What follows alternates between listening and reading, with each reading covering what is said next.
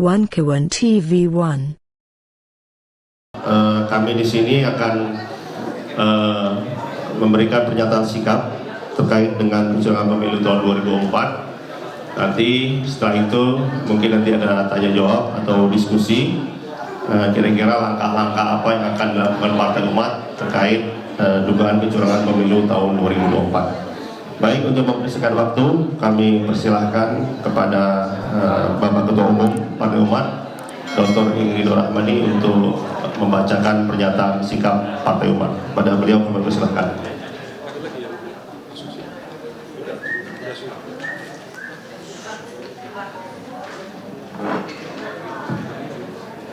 Bismillahirrahmanirrahim. Pernyataan sikap Partai Umat tentang kecurangan pemilu tahun 2024. Pada hari ini, Kamis 22 Februari 2024, kami Partai Umat menyampaikan sikap terkait dengan adanya dugaan kecurangan pemilu Pilpres maupun Pileg 2024 yang baru saja kita lewati beberapa hari yang lalu. Partai Umat merasa telah terjadi suatu kezaliman yang masif pada perhelatan pemilu 2024. Oleh karena itu, sebagai peserta pemilu, kami perlu menyampaikan sikap yang tegas terkait hal ini. Yaitu yang pertama, Partai Umat yang pertama mengucapkan terima kasih kepada semua pemilih Partai Umat di semua tingkatan, dan insya Allah Partai Umat akan terus memegang kepercayaan yang diberikan oleh para pemilih dengan sebaik-baiknya. Dan alhamdulillah Partai Umat tidak sendiri, kita telah mempunyai konstituen di dalam berjuang melawan kezaliman dan menegakkan keadilan. Kedua, tim pemenangan Partai Umat telah menemukan lebih dari setengah suara Partai Umat hilang, terutama disebabkan oleh kekacauan Sirekap. Padahal aplikasi Sirekap merupakan basis utama penghitungan suara di seluruh tingkatan. Tiga, Partai Umat melihat adanya kecenderungan di mana partai-partai baru memperoleh suara yang relatif jauh di bawah ambang batas parlemen. Keempat, Partai Umat sedang dan akan terus insya Allah mengumpulkan bukti yang merugikan Partai Umat, dan pada saatnya nanti kami akan membawa ke Bawaslu. Di banyak dapil potensial kami menemui tiba-tiba suara Partai Umat itu menurun dengan drastis ataupun hilang.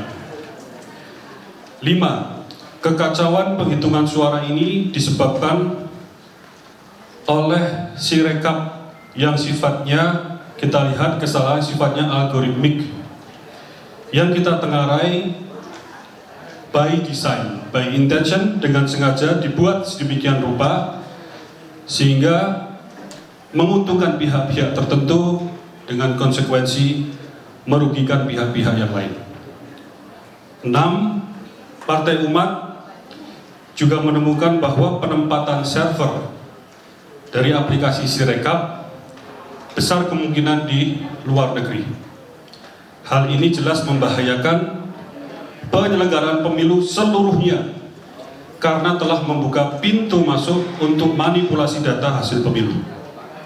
7. Meletakkan server pemilu di luar negeri adalah pelanggaran terhadap Undang-Undang Nomor 27 Tahun 2022 tentang perlindungan data pribadi dan Peraturan Pemerintah Nomor 71 Tahun 2019 Pasal 20 tentang keharusan keberadaan server di Indonesia untuk data penting yang menyangkut sektor publik. Saya ulangi, untuk data penting yang menyangkut sektor publik dan menggunakan APBN.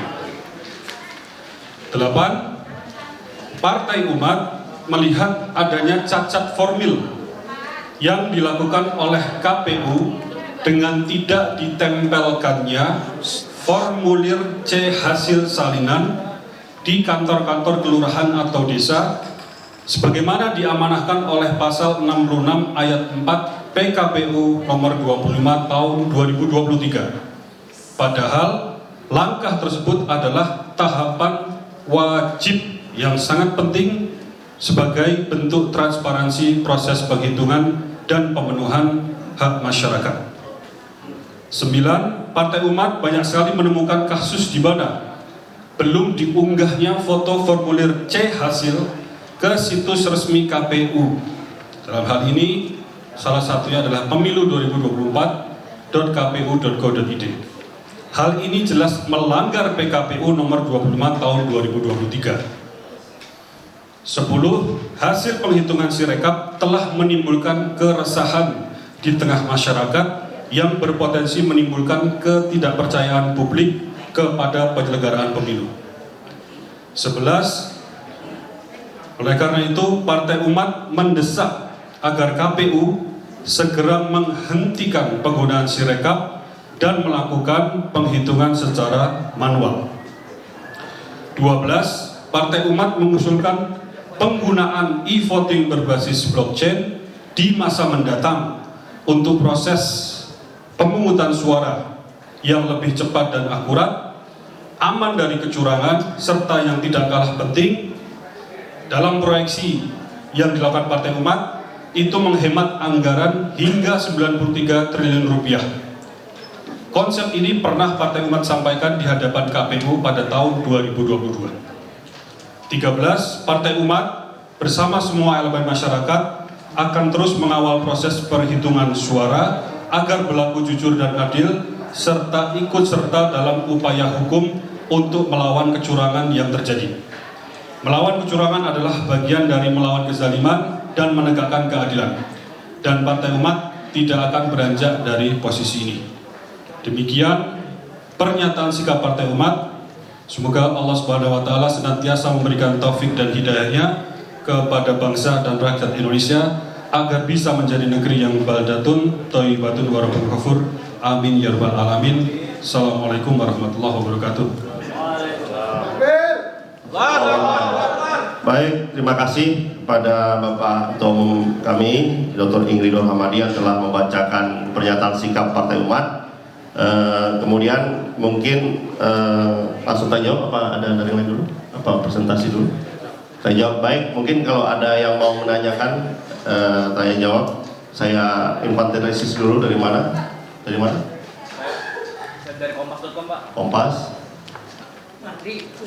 Kemudian oke. Dari Kompas dulu silakan. Pak, dengan temuan kecurangan pemilu ini, apakah Partai Umat akan mendorong ke Bawaslu gitu, Pak, untuk melaporkan kecurangan ini, Pak, untuk diusut, Pak? Ke Bawaslu gitu ya? Iya, apakah akan melaporkan kecurangan ini ke Bawaslu gitu? Dan kalau memang akan dilaporkan, itu kapan, Pak? Baik. Oke, silakan. Ya, kenapa masih dugaan gitu? Lalu yang kedua, dulu Megawati pernah jual Indosat ke Singapura, apakah pengaruh dari server di sana? Oke, baik. Ketiga tadi, silakan. Dari mana? Dari dari KPU bilang sendiri, Bu Betty Explore, bahwa kami tidak perlu diaudit oleh partai lain atau pasangan capres lain karena kami sudah diaudit oleh Bawaslu. Itu gimana tanggapannya? Oh, baik, tiga dulu ya. Sudah diaudit oleh Bawaslu, tidak boleh. Oke. Tolong panitia panggil Pak Sabar Setanggap, Bu Dede, tolong panggil.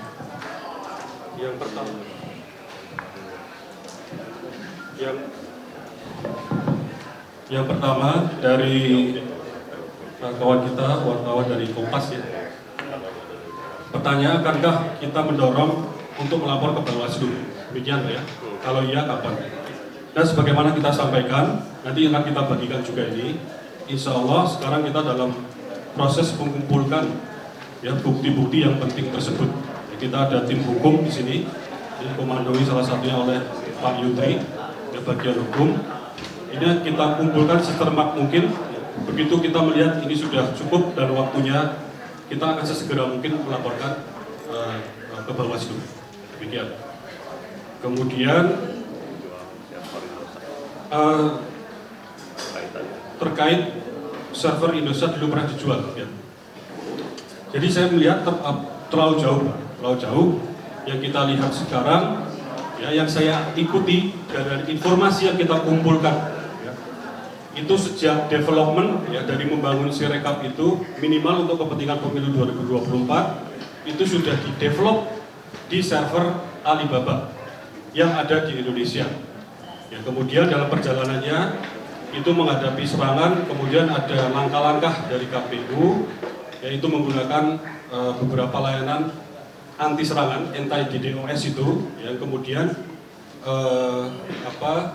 mau tidak mau kemudian alamatnya itu kita lihat berubah. Tapi singkat ceritanya, dari penelusuran tim dan juga kita komunikasi dengan komunitas-komunitas forensik digital, ada dua pendapat, tapi kita lihat pendapat yang kuat karena berdasarkan juga analisis tim kami. Jadi kita melihat besar kemungkinan memang server fisiknya itu ada di luar. Kedua, yang juga kita sayangkan bahwa ini ditanamkan di server perusahaan swasta asing. Walaupun di development itu awalnya ada di swasta asing Alibaba yang versi Indonesia, tapi tetap asing, ya. Kemudian yang kedua itu besar kemungkinan di Singapura, itu yang kita sayangkan. Pertama, sebagaimana kita sampaikan, ini data pemilu kita. Kedaulatan kita ada di satu kotak server tadi, seluruhnya yang bersifat rahasia tadi, itu kemudian bisa diakses oleh pemilik perusahaan swasta ini, yang server ini. Jadi ingin saya sampaikan, ini sebagai gambaran untuk kita semua, di negara liberal saja, Google dan Microsoft itu pernah suatu kali menerima permintaan yang sifatnya governmental request. Mereka diminta, Google itu pernah menghadapi 20.000 pemerintahan dari pemerintah Amerika.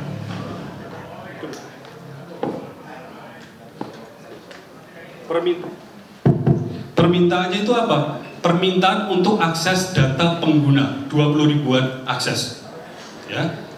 Microsoft pernah menghadapi permintaan dari pemerintah Amerika 70.000 permintaan request untuk akses data pengguna. Ini negara liberal, mereka pun mendesak perusahaannya ketika ada kepentingan, ya, itu mengakses data-data pengguna. Apalagi di dalam situasi pemilu, ya, pemilu di Indonesia, dan ini perusahaan Cina. Cina adalah kekuatan komunisme terbesar yang, ya, pasti punya lebih kontrol penuh terhadap perusahaan swastanya. Alibaba dalam hal ini, itu yang kita khawatirkan kalau itu semua kemudian di host atau diletakkan di server luar negeri, khususnya dalam hal ini Alibaba. Kedua, tahun 2023 telah ditemukan flaws, 2 celah keamanan di Alibaba oleh perusahaan namanya Wish, yang telah terbukti ada akses yang memungkinkan unauthorized access, akses yang tidak terotorisasi dengan baik, artinya dia bisa menjebol keamanan dan langsung mengakses database. Nah, tentu untuk data pemilu kita, sekelas pemilu, ya, kita tidak punya toleransi terhadap hal-hal semacam itu yang sebenarnya bisa kita antisipasi jauh-jauh hari. Itu terkait pertanyaan nomor 2. 3 tadi, apakah tidak perlu diaudit oleh partai? Karena sudah diaudit oleh Bawaslu. Justru ini yang seharusnya dijawab oleh penyelenggara, dalam hal ini KPU.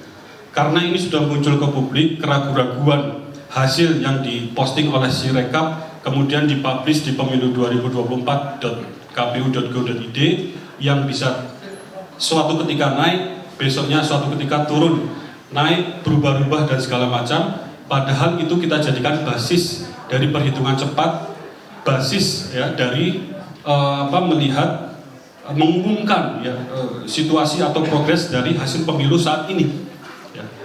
Jadi sebenarnya mudah bagi KPU untuk menjelaskan, ya, secara teknikal, secara komprehensif, secara convincing, meyakinkan, ya, bahwa ya ini sebenarnya kalau memang server ada di Indonesia dan segala macam sesuai aturan tadi, sampaikan. Tentu menyampaikannya tidak hanya verbal, dengan jawaban-jawaban yang juga teknikal. Itu yang perlu kita hati.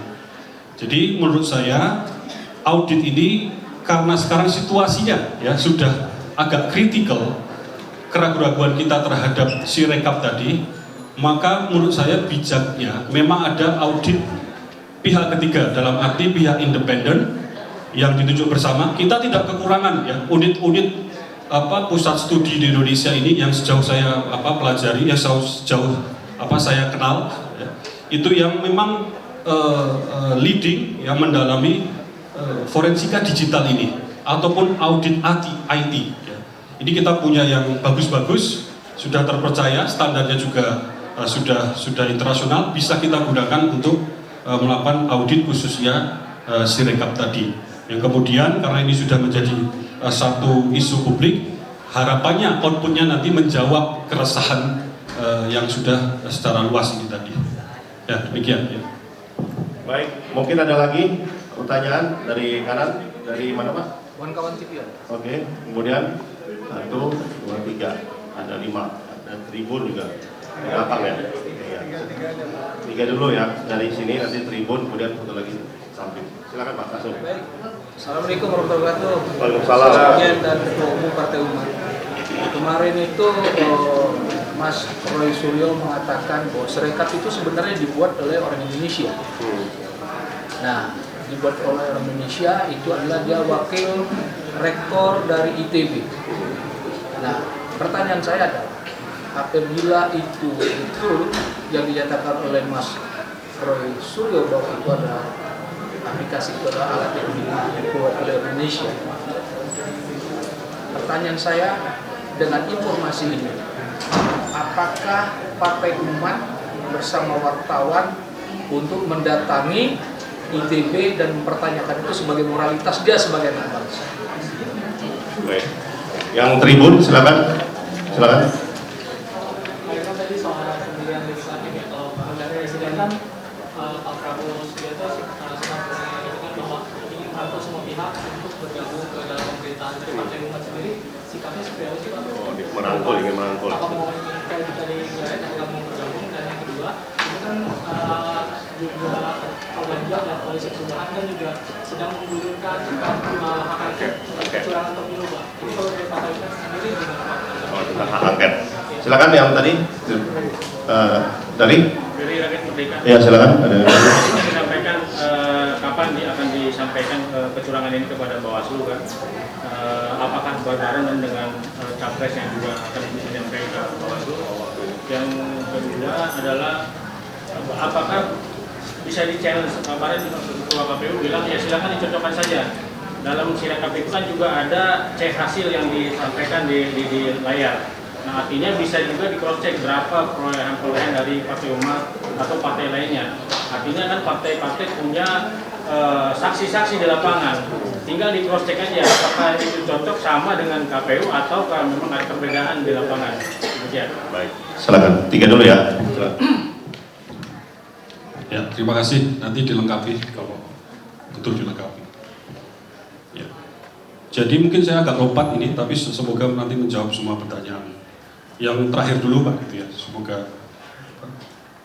karena teknis kita sudah melakukan Pak itu. Jadi kita mendownload dan mengumpulkan C1 yang kita punya itu, kemudian melakukan perhitungan manual sejak hari pertama pencoblosan. Juga kendalanya, ya, memang kita tidak mampu untuk memiliki seluruh saksi di 800 ribuan itu. Kita mengandalkan juga yang diunggah di pemilu 2024 kpu.go.id. Kita mengandalkan itu dengan asumsi kuat sekali bahwa itu memang C1 yang baik ya. Artinya penuh kejujuran. Yang kedua permasalahannya sebagaimana kita sampaikan tadi, dalam hitungan kita itu masih banyak yang belum di-upload, padahal sekarang sudah tanggal 22. Artinya sudah seminggu ya, sudah seminggu lebih sejak hari H pencoblosan, C1 itu belum diunggah. Padahal kalau lihat PKPU itu kalau kita coba tafsirkan harusnya tidak lebih dari 3 hari, 3-4 hari. Jadi ini menabrak PKPU terkait C1 ini tadi. Terlebih dengan proses penghentian perhitungan manual ini tadi di kecamatan yang mungkin juga proses C1 mengunggah tadi kemudian terhambat atau seperti apa. Ya kita semua bingung. Nah, terakhir kapan Jadi insya Allah kita sedang mengumpulkan segala macam yang kita lihat bukti-bukti yang kuat, yang insya Allah faktual dan insya Allah tidak terbantahkan, ya. Sehingga itu nanti ketika kita ajukan memang sesuatu yang merepresentasikan yang kita masuk kezaliman di lapangan tadi. Untuk kapan ya? Kita berharap segera insya Allah secepatnya, as soon as possible. Ya, kalau itu dalam hitungan hari, kalau itu dalam hitungan minggu kita lakukan, ya, insya Allah. Terkait kapannya, ya, insya Allah jadi as soon as possible, sesegera mungkin. Ya. Nah kemudian terkait hak angket, ya. Ya tapi hak angket juga tadi, hak angket tadi ya, ada pertanyaan tentang hak angket. Jadi kita menilai bahwa hak angket itu indikasi demokrasi kita, khususnya DPR kita itu hidup dan sehat. Ya tidak hanya geleng angguk gitu ya. Ini hak konstitusional sesuai mekanisme di mana untuk menanyakan apakah undang-undang dan peraturan pemerintah itu sudah dilakukan sebagaimana mestinya. Jadi kita tidak melihat itu sebagai sesuatu yang terlalu dari sisi politis yang ini mau ke arah mana dan segala macam. Kita melihat dari sisi ini bagus, dalam arti ini demokrasi yang insya Allah sehat karena ada proses konstitusional, proses mekanisme yang ada di DPR untuk menanyakan yang kita lihat dalam beberapa hari ini muncul keresahan, muncul ketidakpastian dari hasil minimal dari real count-nya dan segala macam yang memang membuat kita kemudian resah dan bertanya-tanya.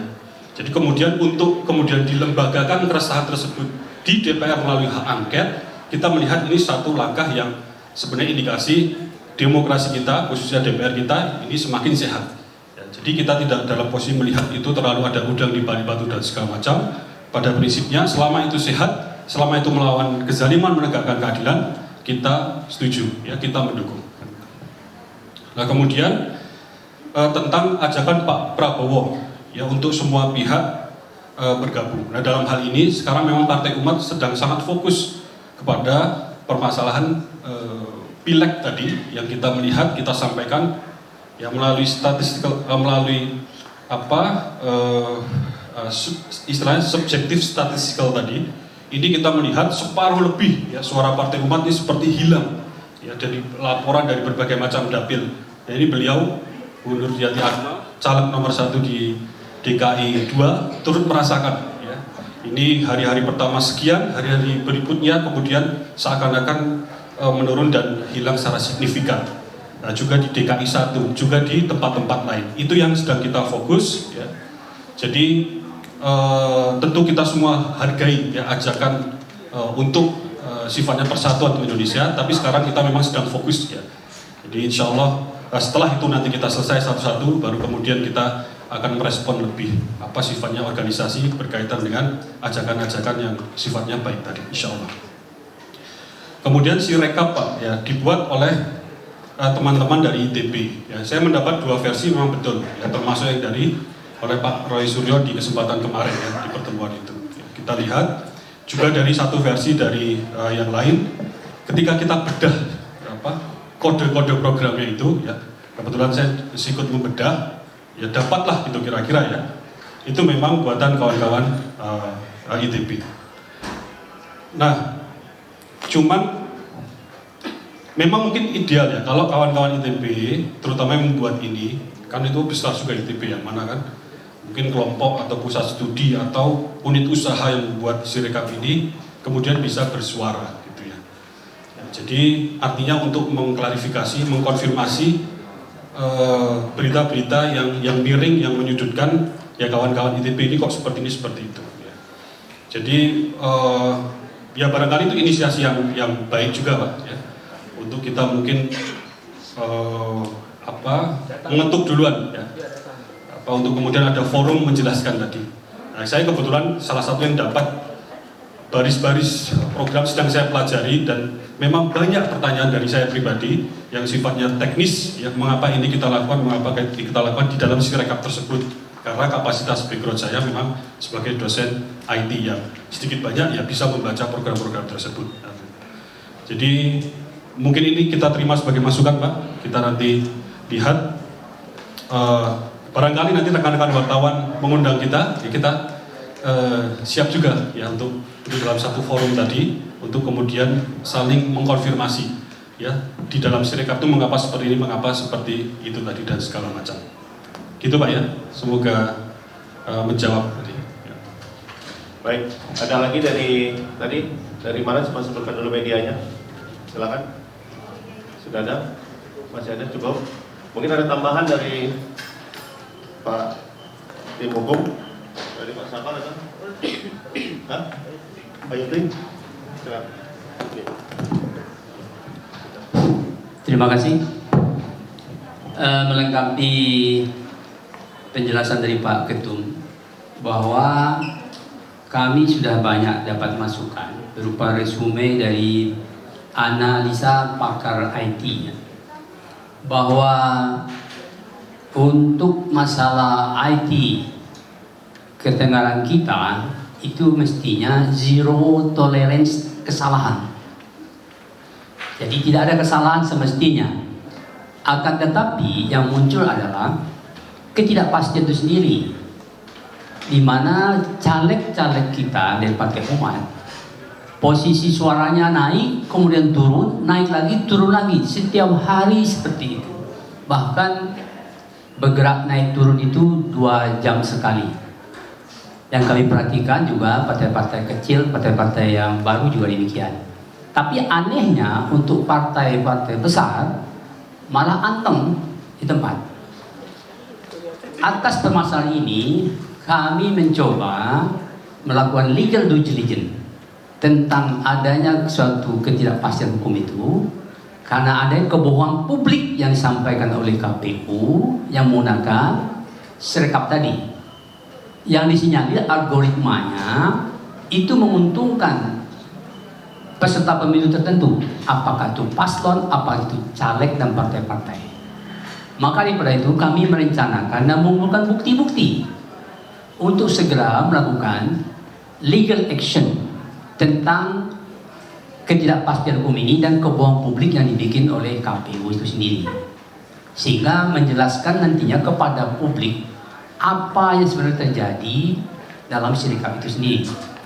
Satu lagi yang kami informasikan dari hasil dapil kami sendiri dan berbagai dapil, dan juga kemarin mungkin di toko 100 toko dan beberapa toko bercerita bahwa Refli Harun itu pernah mewawancari KPPS, mengatakan pada tanggal 13 Februari pernah membuka Sirekap itu yang ternyata sudah ada isinya. Yang kami dapat disemuaikan bahwa sudah ada perencanaan by design sebelum pra-TPS. 1 hari 2 hari kemudian ada beberapa partai yang sudah mendeklarasikan siapa saja caleg yang pasti duduk di DPR sana. Yang kami duga bahwa ini sudah direncanakan sedemikian rupa, fraksi mana saja yang berhak di parlemen, siapa saja caleg-caleg yang duduk, berapa. Pelaksanaan proses pemilu ini mulai dari awal sampai akhir itu hanya formalitas yang ditentukan nanti oleh Sirekap. Dan Sirekap ini pun bermasalah. Uang APBN yang sekian triliunan banyak sekali untuk menghasilkan ketidakpastian. Maka kami merencanakan sedang mengumpulkan bukti untuk melakukan class action, memberi pelajaran buat kita semua bahwa cara kerja KPU ya tidak konsisten. Begitu juga di Bawaslu tidak konsisten, di mana kita sudah masih di rahasia umum. Banyak sekali yang melaksanakan money politik, bagi-bagi bansos melalui dengan dana APBN untuk kepentingan peserta pemilu tertentu. Ada menteri, ada presiden tidak cuti melaksanakan tugas-tugas kedinasan menggunakan pasar negara untuk kepentingan peserta pemilu tertentu. Sampai di mana tanggung jawaban mereka baik KPU maupun Bawaslu? Dan saya pikir jangankan Bawaslu mengaudit KPU, seluruh rakyat Indonesia sebagai pemegang tautan tertinggi di negara ini berhak untuk melakukan audit terhadap kerja mereka. Jadi itu yang kami gambarkan, bahwasanya kami mencoba untuk meluruskan itu dengan cara melakukan class action, legal action. Itu akan kami lakukan segera setelah bukti-bukti kami kumpulkan. Maka tadi pernyataannya, kenapa dugaan? Ada indikasi saja. Kalau sudah terbukti benar, walaupun rahasia umum, kami tak katakan tahapannya adalah dugaan. Setelah buktinya terkumpul, kami lakukan legal action, kami katakan adanya kecurangan yang pasti. Sementara gitu. Terima kasih. Baik, terima kasih para rekan-rekan jurnalis atas kehadirannya dan liputannya. Mudah-mudahan ini bisa disebarluaskan. Nanti insya Allah jika membutuhkan PDF-nya kami akan share. Kemudian ini juga ada beberapa fotokopi yang bisa diambil. Nanti kalau ada pertanyaan lebih lanjut bisa menghubungi kami di sekretariat ataupun nanti akan di-share ya nomornya. Nah, ini ada pertanyaan dari Mas Aji, Ibrahim Aji. Itu IP address alamat dari server Sirekap dan pemilu itu kok di luar negeri karena CDN. CDN itu apa? Ini teknologi kira-kira untuk mendistribusikan konten sehingga IP addressnya ada di Amerika, ada di Prancis. Itu satu analisis. Memang betul, kita lihat bahwa CDN ini salah satunya karena KPU Sirekap diserang di hari pertama, kemudian menambah layanan anti-DDoS tadi, supaya tidak diserang lagi. Konsekuensinya kemudian CDN, IP address-nya terlihat dari luar. Tapi juga ada analisis. Kita analisis subdomainnya, khususnya yang Sirekap yang subdomain dari pemilu 2024 dan juga Sirekap KPU khususnya Sirekap kita temukan di Singapura. Ini ada cara analisis yang lain lagi. Tapi gini Mas, kalau kita lihat kronologi yang kuat itu informasinya sejak dari development Sirekap dibangun di server Alibaba Indonesia. Nah itu kalau saya pribadi, bayangkan kita punya anggaran ratusan triliun, kita punya Kominfo, punya Telkom, punya BSSN, punya kampus-kampus mentereng bidang IT, tapi servernya tidak dipersiapkan dalam 5 tahun, justru beli layanan dari luar. Luarnya nggak main-main, China ini ya punya kepentingan tentunya. Walaupun servernya itu Alibaba Indonesia yang baru dibangun kira-kira 3 tahun ini, mereka membangun agresif 2 server kira-kira dalam setahun di Indonesia itu. Itu mudah sekali di remote dari China sana. Jadi kita sangat sulit. Ini kita belum berbicara PP dan undang-undang tadi yang jelas melanggar. Berbicara logika dasar saja. Kenapa dibangun di server luar tadi? Ya, Telkom punya sekali lagi anggaran ratusan triliun, dan ini kita tidak mengada-ada. Partai Umat alhamdulillah sejak pendirian punya 4 server sendiri di Yogyakarta. Tentu inilah letaknya, detailnya somewhere. Ya. Apa yang kita lakukan untuk membangun model AI, untuk deploy seluruh layanan IT Partai Umat itu dari website, dari aplikasi untuk internal kita semua sendiri. Punya kesadaran karena ini data internal, data KTA segala macam itu bukan di Google letaknya, di internal kita ada. Jadi ini tidak perlu mahal, kita bahkan bisa bongkar harganya itu tidak mahal gitu, tidak sampai triliunan gitu. Kalau mau server punya 20 miliar itu udah server yang bisa canggih sekali, server yang luar biasa, itu nggak sampai segitu. Ya, ini masih hitungan 1 digitnya dan segala macam. Tapi kan bisa aja Mas, database-nya di dalam negeri kan Mas Rido tahu sendiri database mungkin dipisahin kan? Mungkin terjadi, itu mungkin juga. Tapi ya, ada analisis yang subdomain itu loh. Dicek di mana IP subdomainnya itu di luar, dan itu Singapura. Itu agak sulit dibantah. Tapi itu skripnya kali Mas Rido? Bukan skripnya, alamatnya. Jadi kalau aplikasinya di Singapura, server database-nya di Indonesia, mungkin nggak kayak gitu? Super database yang di Singapura Kan bisa dipisah? memang bisa, cuman yang subdomain analisis tadi agak sulit dibantah. Gitu. Kalau yang pemilu 2024 itu memang pingnya memang kemana-mana. Tapi yang Sirekap tadi itu satu terus gitu, dari tim ini. Memang ada dua tafsir, dua mazhab analisis kemarin saya temui. Artinya tetap perlu audit ya oleh publik. Kalau itu sangat. Jadi saya berusaha objektif ya dalam hal ini sebagai seorang dosen murni gitu. Saya melihat, termasuk dalam setengah hari ini, melihat coding di Sirekap. Kemudian melihat Sirekap versi awal, versi pilkada, versi staging juga. Kemudian saya lihat review-reviewnya itu tidak ada seperti gini. Mohon maaf ya, produk belum siap. Prematur sekali. Testingnya tidak terlihat. Ya.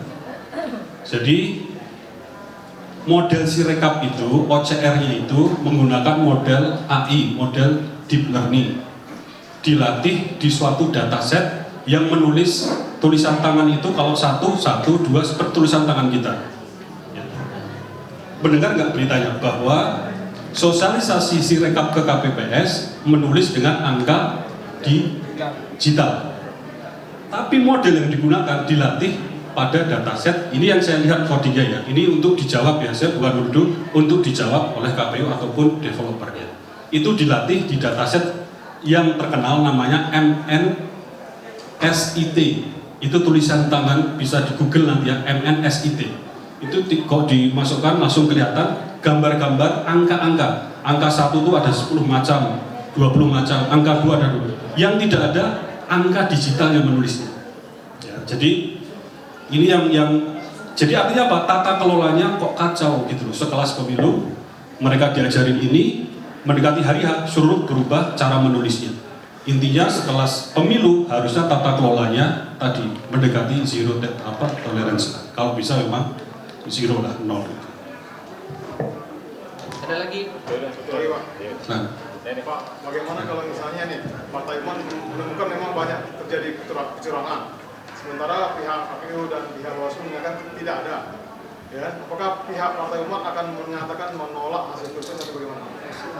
Nah, kalau sampai pada kesimpulan itu nanti memang kita perlu ada follow up di konsolidasi internal kita.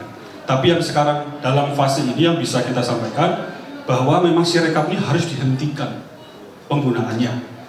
Kalau dibilang Sirekap alat bantu dari mana? Sekarang basis perhitungan real count itu apa? Sirekap.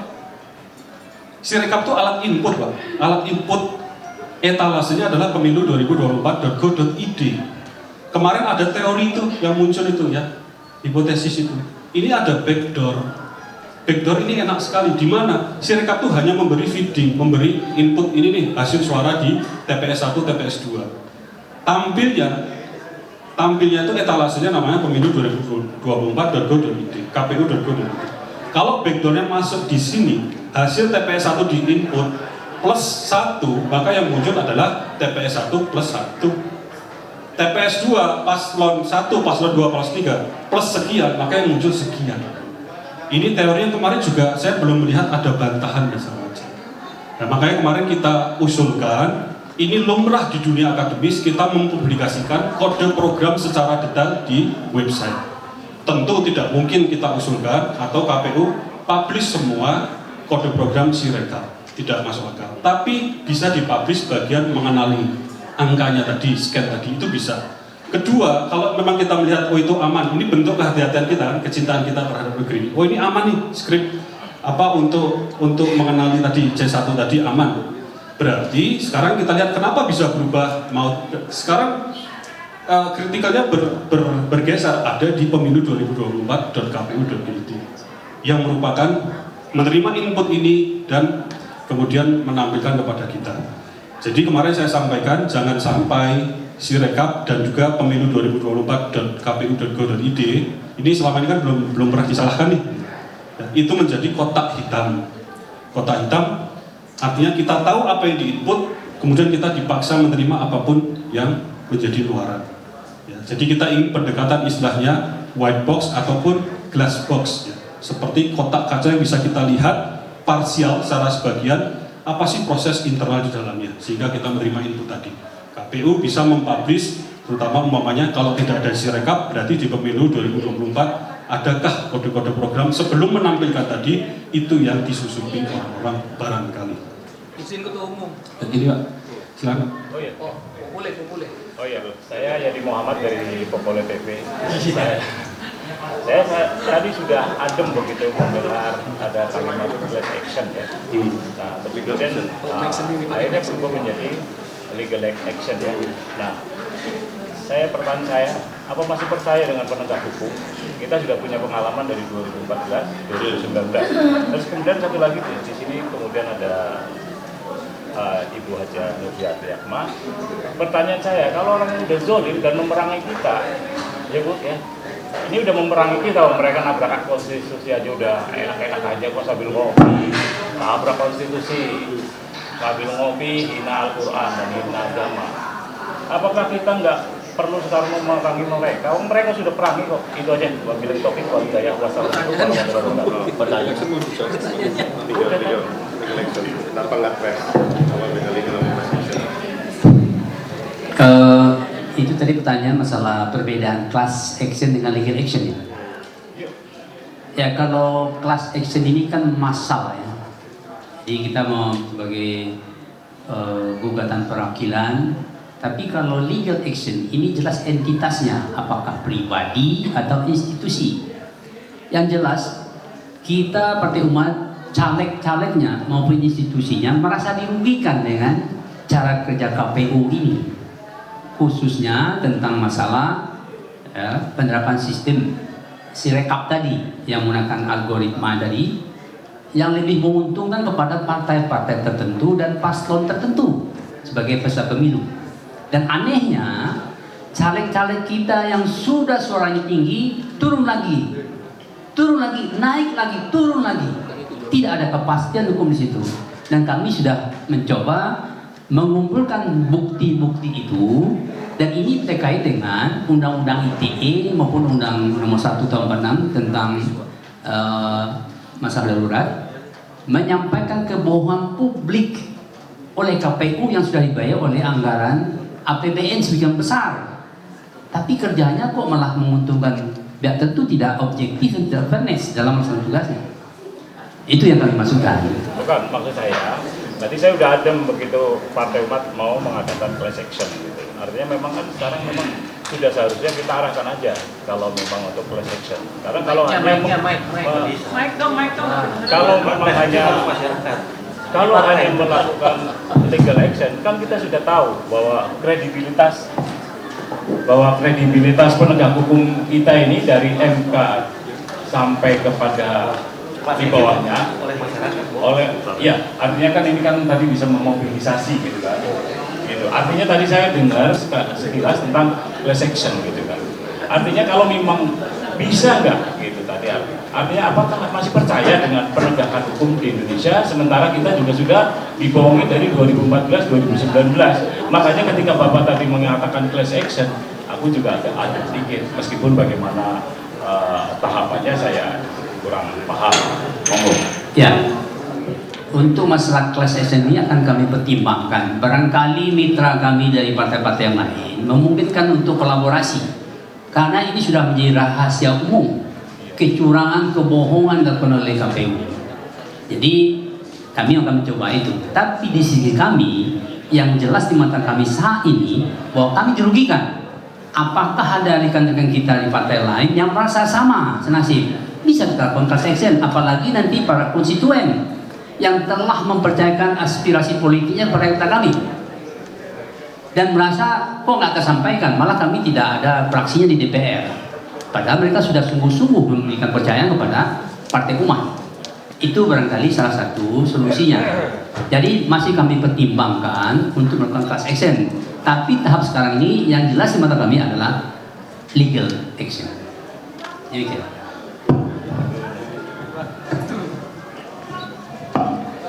Terima kasih. Yang kita lakukan sekarang ini, yang kita sedang lakukan sekarang ini adalah satu upaya menuju mungkin akan terjadi class action atau tidak. Karena memang seperti di dalam surat At-Taubah ayat 14 Allah sudah jelas, Kotiluhur, lawan mereka. Mereka yang zalim, mereka yang curang, mereka yang nakal. Nah sebelum sampai kepada itu kita melalui seperti ini. Dan nanti mungkin kita akan mengadakan juga kolaborasi dengan teman-teman sejawat kita. Paling tidak partai-partai yang memang satu bersama dengan kita. Jadi hal ini akan sampai nanti pada titik itu tatkala kita sudah bertemu. Kalau sekarang ya kita harus mengumpulkan data dulu kan.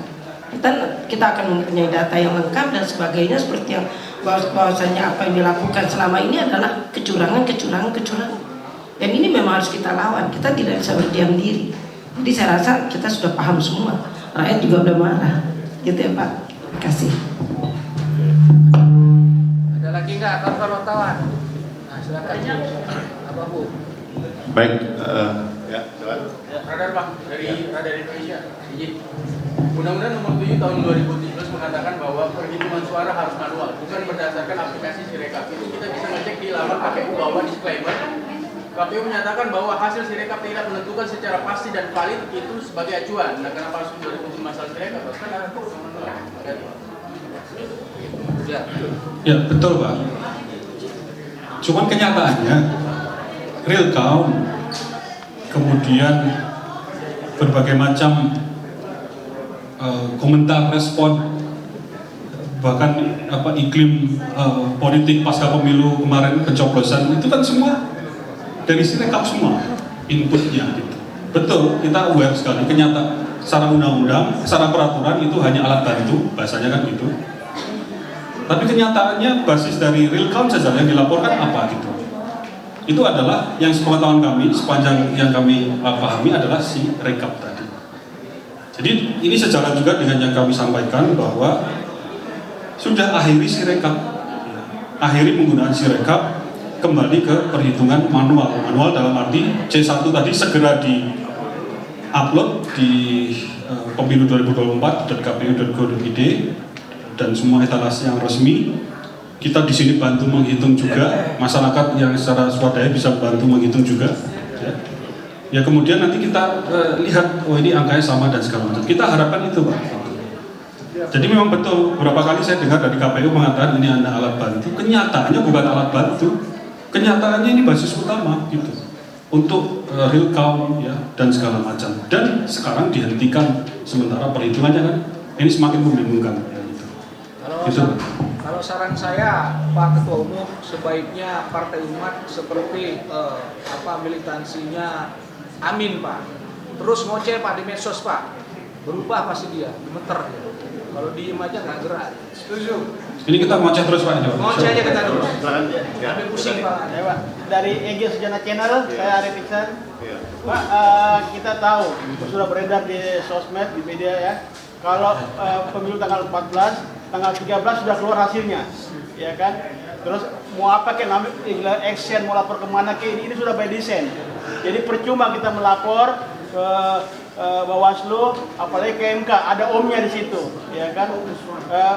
Kenapa Partai Umat tidak ikut dengan elemen-elemen lain yang menolak pemilu? Tapi bukan menolak, kalau menolak berarti dia lagi partai tiga lain maksudkan dulu dia, kemudian pemilu tanpa adanya nomor 2. Pertanyaan saya, apakah Partai Umat sepakat dengan ini atau akan ikut juga dengan ini? Sekian. Jadi sebenarnya kita hanya pertama begini Pak, dalam konteks yang lebih luas kita ini saling melengkapi. Dalam posisi sebagai partai politik kita menuntaskan dulu pekerjaan kita. Dalam hal ini tentu yang harus kita kawal tadi dalam ruang lingkup pemilu ini tadi, pasca 14 tadi dan segala macam. Adapun gerakan masyarakat kita sangat intens ya komunikasi tadi. Cuma ini biar kita tuntaskan dulu, karena di situ juga sudah ada yang menggarap. Nanti pada saatnya jika nanti ada memang harus kita sudah di sini sudah selesai dan harus gitu melakukan ya kita lakukan. Selama itu sesuai prinsip yang kita pegang kan gitu. Jadi ini hanya masalah waktu juga. Ya. Kedua ini harus kita tuntaskan tadi. Jadi bukan kita tidak mau, ya. Tapi kita lihat ini sudah sahabat-sahabat yang lain mengerjakan. Ya. Di sini harus ada yang mengerjakan. Jangan kita diam saja sebagai partai politik. Ya. Nanti kalau ini kita tinggalkan pos ini, belum itu ada yang menyuarakan Pak dari partai politik. Kasusnya kan lain-lain. Gitu. Dari partai baru kan kita mohon maaf saya belum terlalu mendengar gitu ya apa yang kita sampaikan seperti hari ini bahwa ada suara yang turun dan segala macam itu belum terlalu. Jadi kita ingin menuntaskan dulu apa yang memang jadi tugas penting partai politik dalam hal ini yang merasa dizalimi tadi dalam konteks suara yang hilang dan segala macam tadi. Jadi matter of time, insya Allah Pak. Pada saatnya kita nanti akan terus, insya Allah.